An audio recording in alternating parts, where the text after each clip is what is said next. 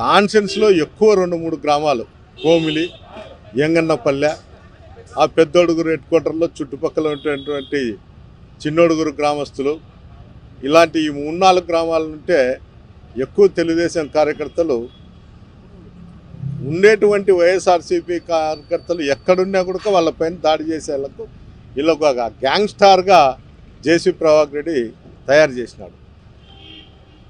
నిత్యం పోలీస్ అధికారుల ముందరే చెప్తాడు, మీరు కన్నా ఎవరి మీద అన్నీ దాడి జరిగితే దానికి నేను చూసుకుంటా, కానీ మీరు ఏమన్నా చేయండి అని పోలీస్ అధికారులు కూడా ప్రేక్షక పాత్ర పోషిస్తూ ఉంటారు. ఎందుకు చెప్తానంటే నిన్న పోరాట కాలంలో నా వెహికల్లే కార్యకర్తలను ఎక్కించుకొని పోయిండేది, తిరిగి వచ్చేటప్పుడు నా వెహికల్ పైన దాడి జరిగింది. అది అందరికీ తెలిసిన విషయమే.